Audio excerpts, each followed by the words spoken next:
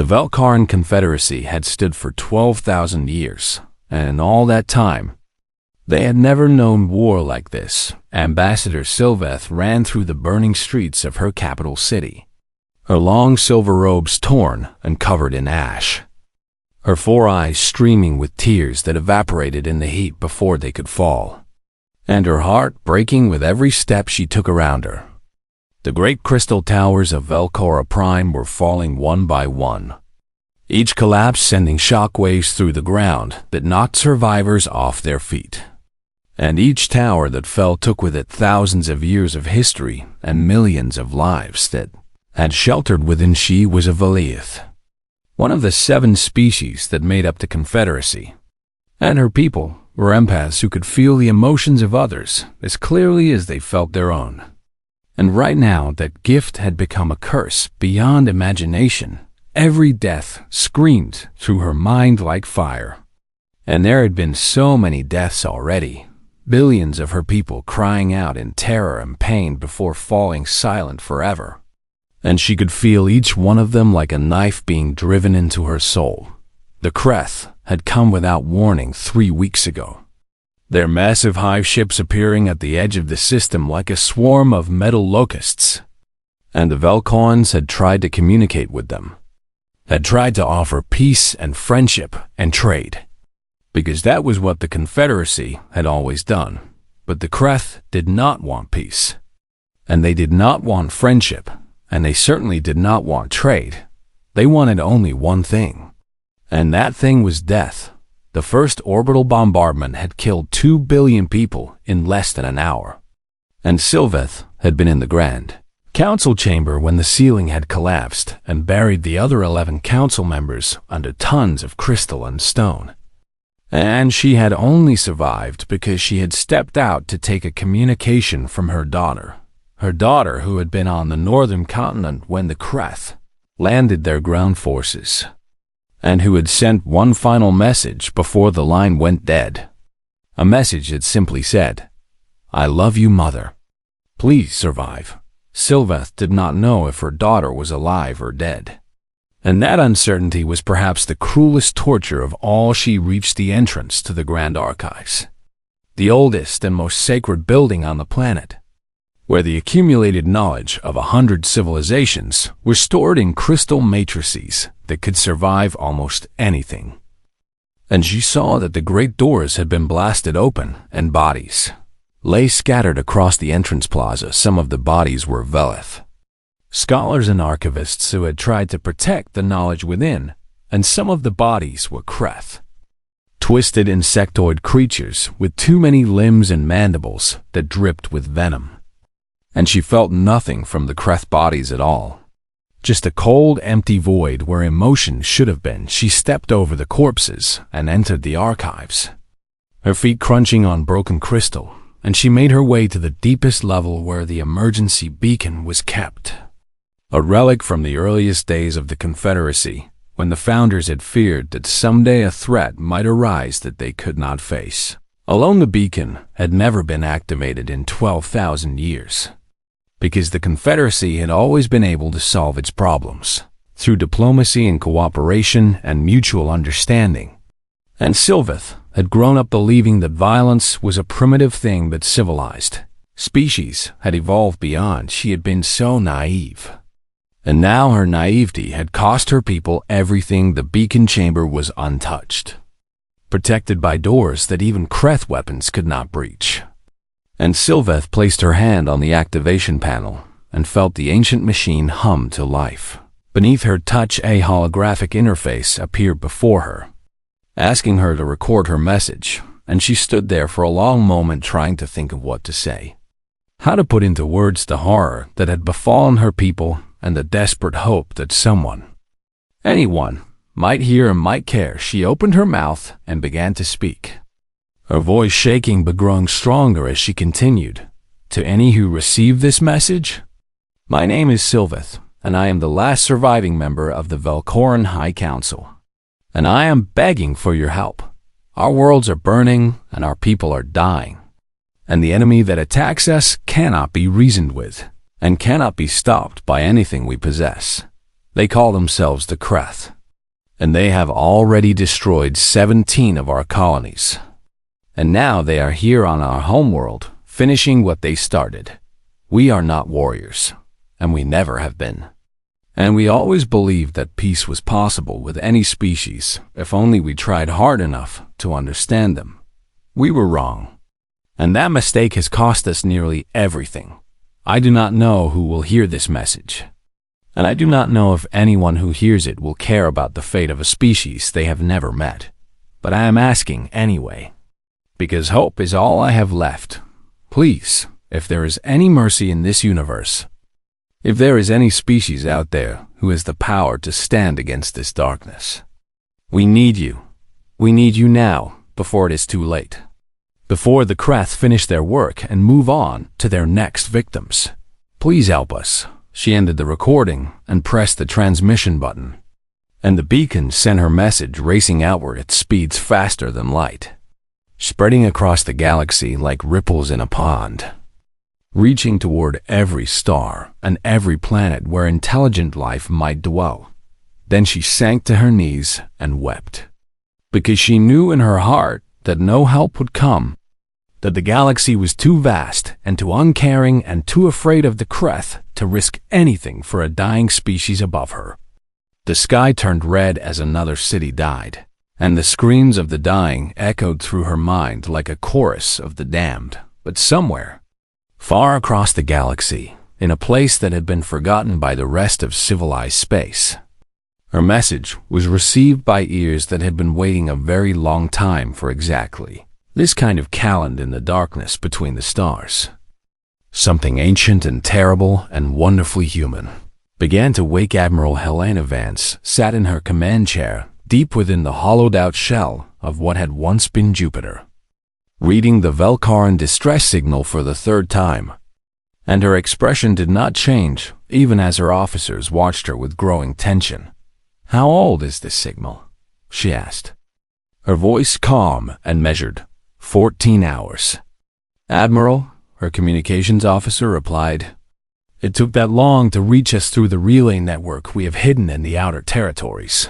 Vance nodded slowly, her mind already calculating distances and travel times and the strength of the forces she would need to bring the Kreth, she said quietly. And several of her officers shifted uncomfortably at the name. Humanity had encountered the Kreth once before. 30 years ago, when a small Kreth scouting force had stumbled upon a hidden human mining operation in a dead system. And the resulting battle had taught humanity many things about their enemy. The Kreth were strong and numerous and utterly without mercy. But they were not invincible, and they had never faced an enemy that fought the way humans fought. "Admiral," her executive officer said carefully, "this is not our war, and the species calling for help are the same ones who supported our quarantine 300 years ago. The same ones who called us dangerous and primitive and unworthy of joining their precious assembly." "I remember," Vance said. "Then why are we even considering helping them?" Vance stood and walked to the main display, which showed a map of the galaxy with every human asset marked in blue. Thousands of ships and stations and colonies hidden in places no other species would think to look, because they are dying, she said simply.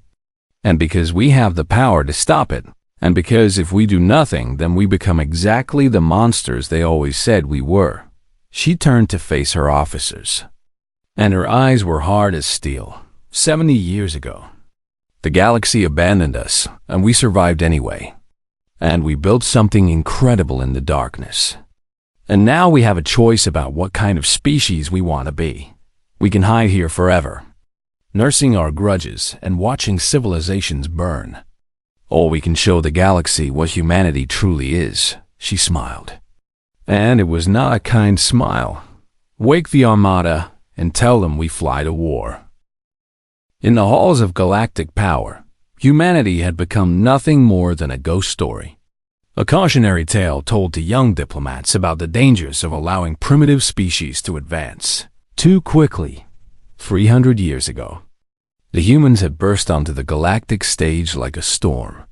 Their little blue planet suddenly alive with radio signals and space probes, and an insatiable curiosity that made the older species nervous. The Galactic Assembly had watched them carefully at first, studying their wars and their art and their strange contradictory nature. And they had debated for decades about whether to make contact. Some assembly members argued that humans showed promise, that their creativity and adaptability could be valuable assets to galactic civilization, and that with proper guidance, they could become productive members of the interstellar community. Others disagreed, pointing to humanity's history of violence and conquest, their tendency to solve problems with weapons rather than words, and their disturbing habit of treating other species on their own planet as resources to be exploited in the end. The cautious voices won, and when the assembly finally made contact with Earth, they did so with strict conditions attached. Humans would be allowed to learn about the galaxy, but they would not be allowed to leave their home system, and they would not be given access to advanced technology, and they would certainly not be given a seat on the assembly itself. The humans had not taken this well. Within 50 years of first contact, human scientists had reverse engineered faster than light travel from the scraps of technology the traders had carelessly left behind. And human engineers had built weapons that made assembly military advisors lose sleep at night. And human diplomats had demanded again and again and again to be treated as equals. The assembly had responded by tightening the quarantine surrounding Sol system with monitoring stations and patrol fleets and strict orders to shoot down any human vessel that tried to leave. For 20 years, humanity had raged against their prison, sending diplomatic protests and economic proposals, and even a few desperate attempts to break through the blockade by force. And then, 70 years ago, everything had changed. The monitoring stations went dark one by one, their automated distress signals cutting off mid-transmission, and the patrol fleets sent to investigate simply vanished without a trace. When the without a patrol fleets sent to investigate simply vanished without a studirekana. Assembly finally gathered enough courage to send a heavily armed expedition into Sol system. They found nothing but empty space where Earth and its colonies should have been. The planets were still there, of course, orbiting their yellow sun as they always had.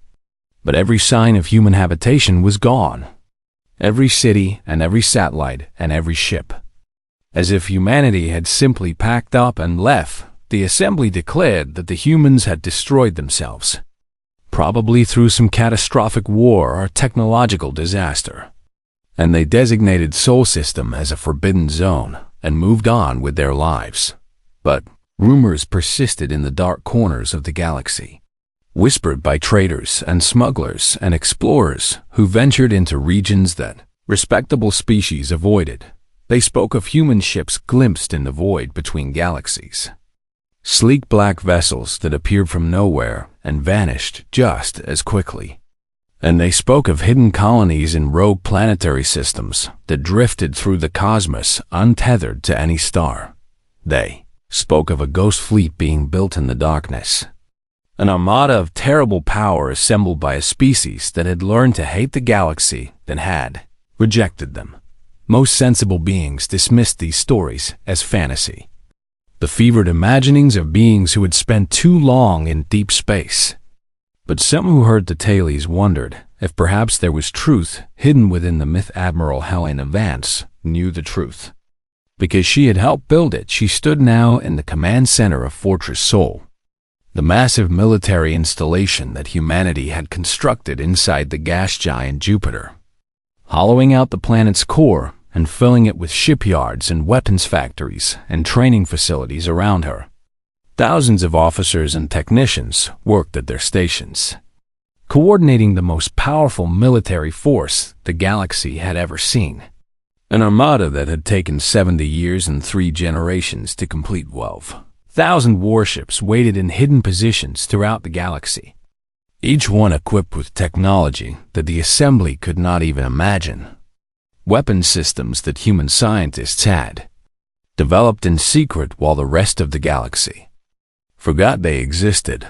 The fold space drives that allowed their ships to travel without using the standard hyperspace lanes that other species depended on, appearing anywhere in the galaxy in mere moments.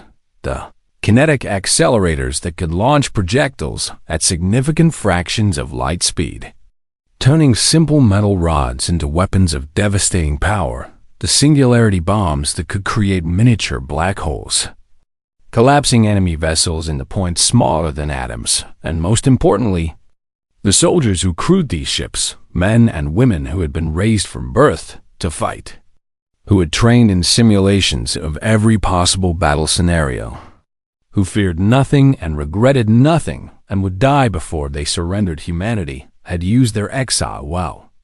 And now they were ready, Admiral, her executive officer said, approaching with a datapad in hand. The fleet commanders are requesting clarification on our rules of engagement. Vance took the datapad and scanned through the questions, nodding slowly as she read, "Tell them that our primary objective is the protection of civilian populations," she said. "We will offer the Kreth one chance to withdraw, and when they refuse, we will destroy them completely." "When they refuse, Admiral?" Vance smiled grimly. "The Kreth have never retreated from a battle in their entire history, and they have conquered over 200 civilizations without showing mercy to anyone. So yes, I am quite confident that they will refuse." "And what about the assembly species?" Her XO asked carefully. "They will see our fleet, and they will know that we have been out here this whole time, and they will be afraid." "Good," Vance said. "Let them be afraid, because fear is the only thing that has ever made them pay attention to anyone but themselves." She walked to the main display and activated the fleet-wide communication channel, and her face appeared on screens aboard every human vessel in the galaxy. "Soldiers of Earth," she said, her voice carrying the weight of 70 years of preparation. "Today we end our exile. And today we show the galaxy what humanity has become. We go to war not for conquest and not for revenge, but because innocent people are dying and we have the power to save them. The Kreth believe that they are the ultimate predators, that nothing in this universe can stand against their hunger. But they have never faced humans in battle. They are about to learn why every species in the galaxy was right to fear us. All ships, begin full space jump sequence, and may whatever gods you believe in have mercy on our enemies, because we certainly will not, across 1,000 hidden positions." Human warships activated their fold space drives and began to vanish from normal space, each one leaving behind only a brief ripple of distorted gravity in the depths of Fortress Sol. Support staff and civilian workers gathered at observation windows to watch the fleet depart, and many of them wept with pride and fear and hope. They had waited so long for this moment, and now it was finally here. The Ghost Fleet was rising from the darkness, and nothing in the galaxy would ever be the same again far away. On the burning surface of Velcora Prime, Ambassador Sylveth huddled in the emergency bunker with the last survivors of her people. Perhaps 2 million souls out of the 17 billion who had lived on this world. Just 3 weeks ago, she had given up hope of rescue and accepted that her people would die here in the darkness while the galaxy watched and did nothing. And she had made peace with that fate as best she could. She did not know that help was coming. She did not know that across the vast emptiness of space, 12,000 warships were folding reality itself to reach her, crewed by a species that the galaxy had forgotten and dismissed and underestimated. She did not know that humanity remembered what it felt like to be alone and afraid and abandoned, and that they had sworn an oath to never let another species suffer that fate if they had the power to prevent it. But she would learn soon enough. They all would. The Kreth Supreme Overmind floated at the center of its massive hive ship, its bloated body connected to 1,000 neural interfaces that allowed it to control every vessel in its fleet simultaneously. It was thinking about the Velcorans, savoring the taste of their fear and despair as its forces systematically exterminated them. And it was already planning which civilization it would consume next. The Overmind had lived for over 6,000 years, absorbing the genetic material and memories of 207 conquered species. And in all that time, it had never encountered a challenge it could not overcome. The galaxy was soft, filled with weak creatures who valued peace and cooperation over strength and survival. And they fell before the Kreth like grain before a scythe. This latest conquest had been almost disappointing in its ease, the Velkarns offering nothing but pathetic pleas for mercy before they died. And the Overmind wondered if perhaps it was time to seek more worthy prey then. Its sensors detected something impossible at the edge of the Velkarn system. Space itself was beginning to twist and fold in ways that violated every law of physics the Overmind had ever learned. And gravity distortions were appearing in patterns that made no logical sense. One distortion became 10, and 10 became 100, and 100 became 1,000. And still they kept appearing, spreading across the outer system like ripples in a disturbed pond.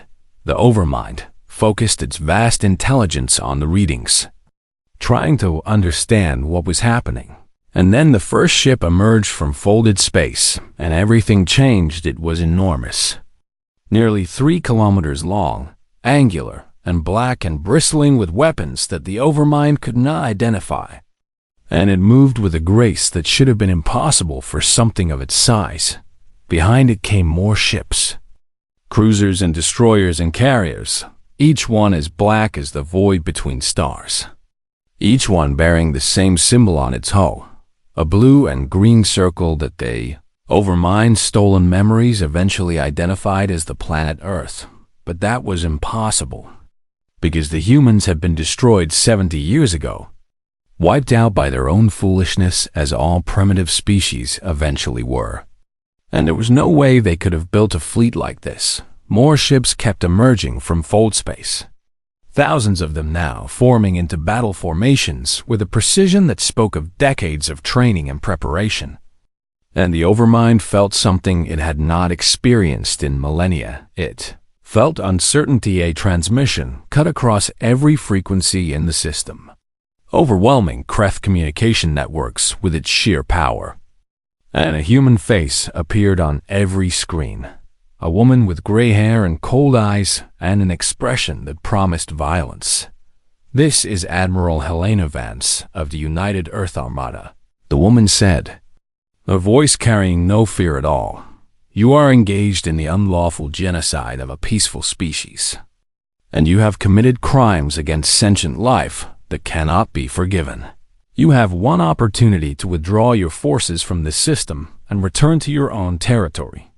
And if you do so immediately, we will allow you to leave in peace. If you refuse, we will destroy you.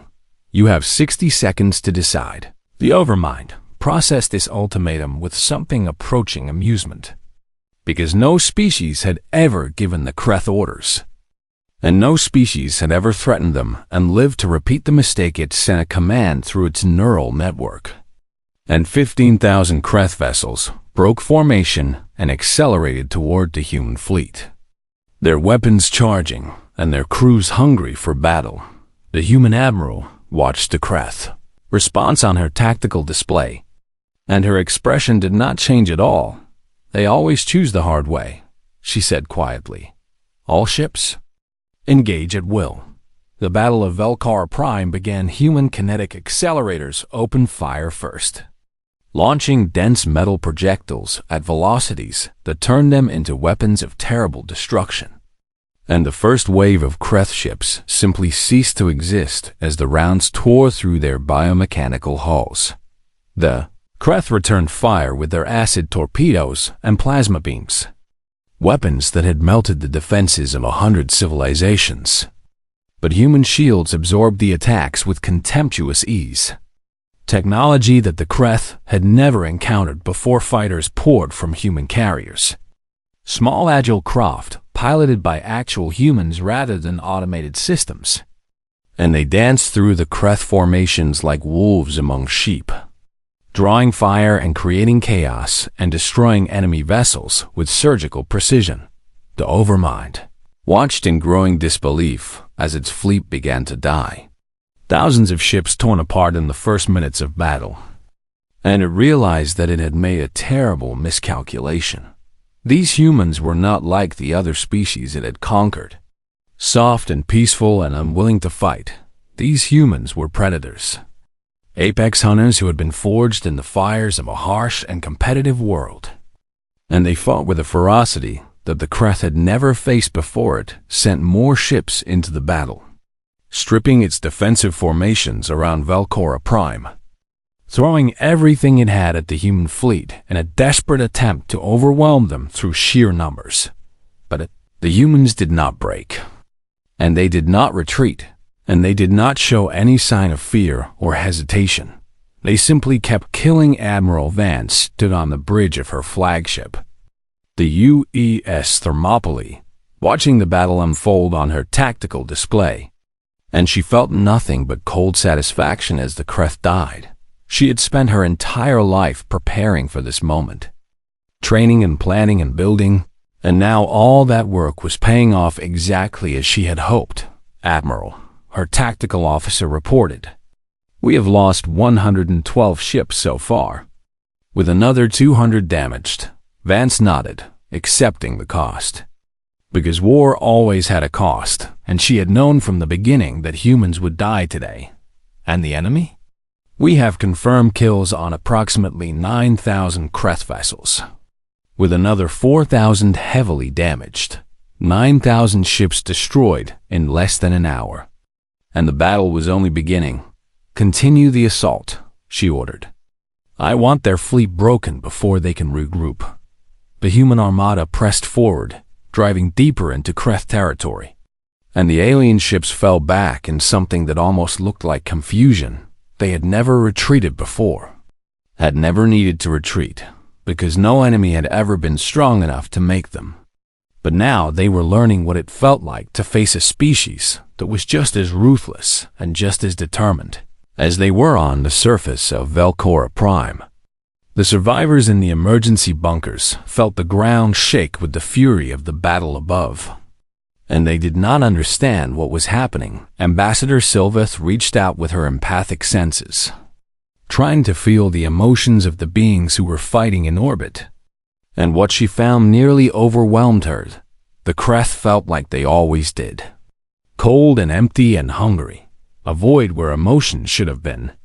But the newcomers burned like stars in her mind, blazing with feelings so intense that they were almost painful to perceive. She felt their anger, hot and righteous and focused, directed at the Kreth with an intensity that took her breath away. She felt their grief for fallen comrades, sharp and real and honored rather than hidden. She felt their determination, an absolute refusal to stop or surrender or show weakness no matter the cost, and beneath it all, she felt something that she had no word for in her language, a fierce protective instinct that drove them forward into danger for the sake of strangers they had never met. These beings, whoever they were, had come to save her people, and they were willing to die to do it. Sylph sank to her knees and wept with hope for the first time in weeks, because she finally understood that they were not alone. Help had come at last. The battle raged for 6 hours, and in that time, the sky above Velcora Prime became a canvas of fire and death. Ambassador Sylveth had made her way to a surface observation post, climbing through collapsed tunnels and past fallen bodies, driven by a need to see with her own eyes the beings who had answered her desperate plea. What she witnessed would stay with her for the rest of her life. Kreth High Fleet was burning, thousands of their biomechanical ships torn apart by weapons that struck with impossible speed and terrible precision. And for every human vessel that fell, a dozen Kreth ships died in return. She watched a human cruiser take a direct hit from a Kreth plasma beam, its shields flickering and failing under the assault, and she expected it to retreat or surrender like any sensible vessel would. Instead, The damaged ship accelerated directly toward the Kreth formation, its weapons still firing. Its crew still fighting, even as their hull began to melt around them. It crashed into a Kreth carrier at full speed. And both ships vanished in a bloom of nuclear fire that took 3 other enemy vessels with them. The humans did not retreat, and they did not surrender. And they did not seem to care about their own survival, as long as they could take more enemies with them. South had studied many species during her centuries of diplomatic work, and she had never seen anything like this. A willingness to die that went beyond courage into something almost frightening. She reached out with her empathic senses again, trying to understand. And she finally grasped the truth that made humans so different from every other species in the galaxy. They were afraid, genuinely and deeply afraid, because they were mortal beings facing death just like anyone else. But they did not let their fear control them. Instead, they used it, channeled it into fuel for their rage and their determination. And they kept fighting because they had decided that some things were worth dying for. Valkorans had always believed that violence was a failure of communication, that any conflict could be resolved if both sides simply tried hard enough to understand each other. And that wisdom had served them well for 12,000 years. But the Kreth did not want to be understood, and they could not be reasoned with. And sometimes the only way to protect the innocent was to become dangerous enough to destroy those who threatened them. Humans have learned this lesson long ago, written in blood on their own world, and they had never forgotten it on the bridge of the Thermopylae. Admiral Vance studied her tactical display with growing satisfaction. Watching the Kreth fleet collapse under the relentless human assault, they had lost over 300 ships now. Good men and women who had given their lives for a species they had never met. And she honored each of them silently, even as she pressed the attack forward. "Admiral," her sensor officer called out. "The Overmind vessel is attempting to retreat. It is breaking away from the main fleet and heading for the edge of the system." Vance looked at the massive central hide ship. 3 kilometers of twisted biomechanical horror that served as the brain of the entire Kreth fleet. And she knew that she could not let it escape if the Overmind survived. It would return with a larger fleet and better tactics. And it would keep consuming civilizations until someone finally stopped it. And she had the power to end this threat here and now. "Can we catch it?" "Negative, Admiral. It has too much of a head start. And our heavy ships cannot match its acceleration." Vance was silent for a long moment, weighing her options. And then she made a decision that would change the course of galactic history. Deploy the Lazarus Protocol. Her bridge crew went very still, because they knew what those words meant. And they knew that the weapon she was about to use had never been tested in actual combat. Lazarus Protocol was humanity's answer to the question of how to destroy something that could not be destroyed by conventional means. A weapon so terrible that even its creators had hoped it would never need to be used. "Admiral," her executive officer said carefully, "are you certain?" "The Overmind cannot be allowed to escape," Vance replied, her voice hard as steel. "And this is the only weapon we have that can guarantee its destruction." She activated the fleet-wide channel, Lazarus teams. "You are cleared to deploy. May God forgive us for what we are about to do." From the cargo bays of 6 specialized cruisers, small objects were launched toward the fleeing Overmind vessel. Simple metal spheres no larger than a human fist. And they accelerated through space with a speed that should have been impossible. The Overmind detected the incoming projectiles and tried to destroy them with its defensive weapons. But they were too small and too fast, and they slipped through its defenses like ghosts through walls. The spheres struck the hull of the Overmind vessel and activated for exactly 4.7 seconds. They became miniature black holes, localized singularities that warped space and time around them with forces that no material could withstand. The Overmind vessel did not explode, because explosions required matter to scatter outward, and instead, it simply collapsed. 3 kilometers of ship and crew and ancient intelligence compressed into a point smaller than an atom in less than 5 seconds. Then the singularities destabilized and vanished, leaving behind nothing but empty space. Where the greatest threat the galaxy had ever known had been, the Kreth fleet stopped. Every single ship froze in place, as if someone had thrown a switch, their movements becoming erratic and uncoordinated, because the Overmind had been the guiding intelligence that controlled them all. And without it, they were nothing but mindless drones. The human fleet did not hesitate. They swept through the confused Kreth formation like wolves through a flock of sheep, destroying thousands of ships that could no longer fight back effectively. And within 2 hours, the battle was over. The sky above Velcora Prime, which had been filled with Kreth hive ships for weeks, was finally clear. Ambassador Sylveth watched the last Kreth vessel die, torn apart by human weapons, and she fell to her knees in the ash-covered ruins of her world, weeping with relief and gratitude and a grief so profound that it threatened to consume her. 17 billion of her people had died, and her world was scarred and broken. But they had survived, and they would rebuild.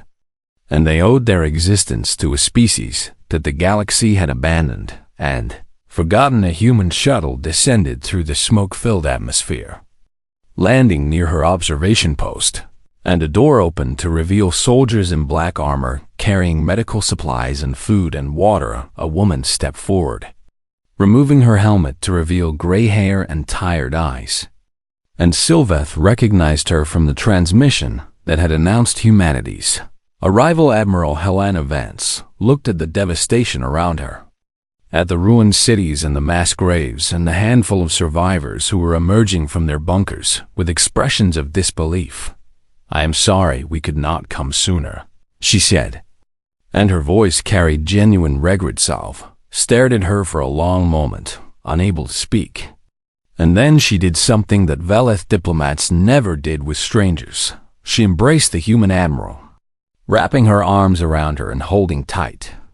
And she let her empathic senses flow between them so that Vance could feel the depth of her gratitude.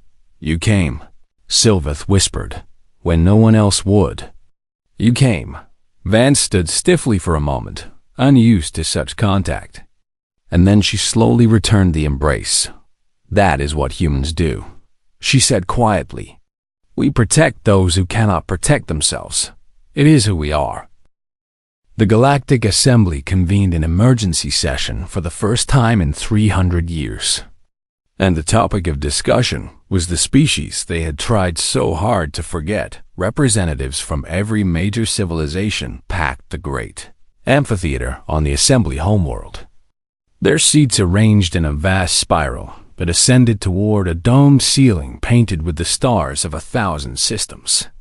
And they argued and debated and demanded answers that no one could give. How had humanity survived when the Assembly had been so certain they were dead? Where had they built a fleet of such impossible power? What did they want? And what would they do now that the galaxy knew they existed? Fear filled the chamber like a physical presence, because every species present understood that the balance of power had shifted overnight, and the carefully maintained order of the galaxy was suddenly obsolete. Ambassador Sylveth stood at the central podium, the traditional place of honor reserved for those who had important testimony to give. And she waited for the chaos to subside. She had recovered somewhat from the horrors of the past month, her body healing faster than her mind. And she had traveled to the Assembly homeworld, specifically to deliver this message. When the chamber finally fell silent, she began to speak. "I have come to tell you what I witnessed on Velcora Prime," she said, her voice carrying to every corner of the amphitheater. "Not because you deserve to know, but because you need to know. The Kreth invaded our space without warning, and they killed 17 billion of my people in 3 weeks. And during that entire time, not one of you lifted a finger to help us." Murmurs of protest rose from some sections of the chamber. But Sylveth continued without pause. "We sent distress signals to every member of this assembly. begging for assistance, and every single one of you found a reason to refuse. Some claiming you were too far away, others claiming you could not spare the ships, and others simply pretending you had not received our messages at all. You abandoned us to die.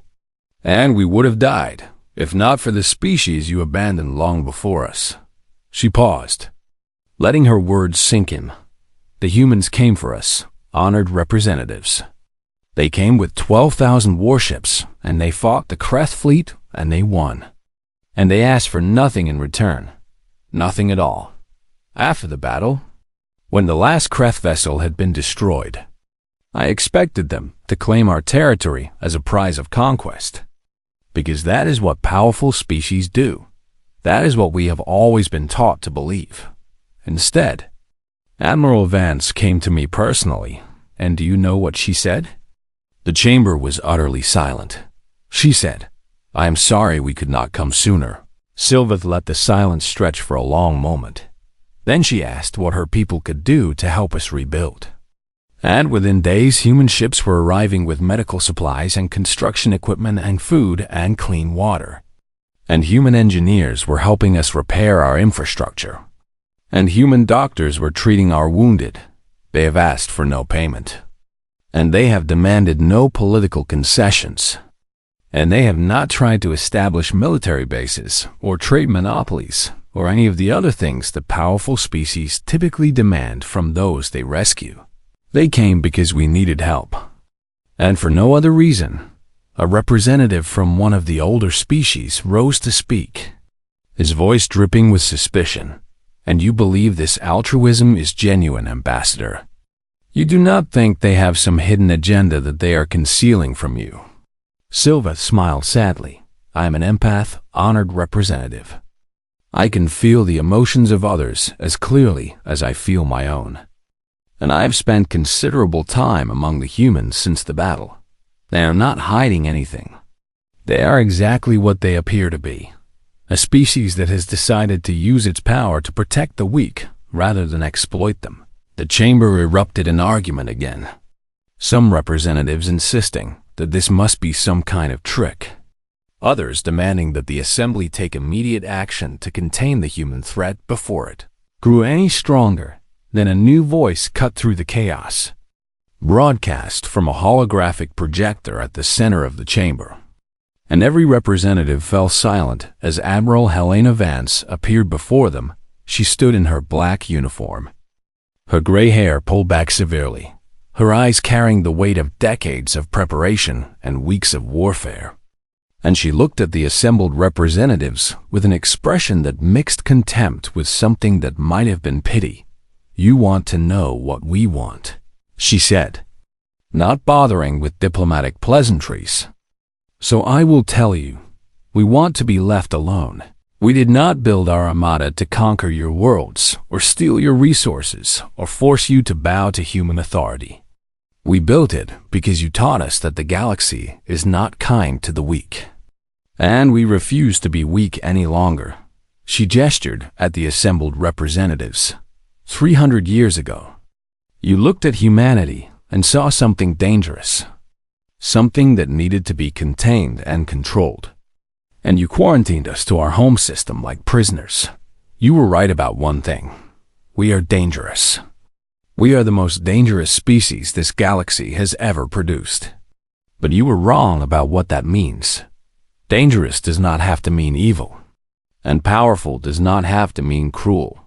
We have chosen to be the monster that other monsters fear, the darkness that protects rather than destroys, the armada that answers when someone cries for help.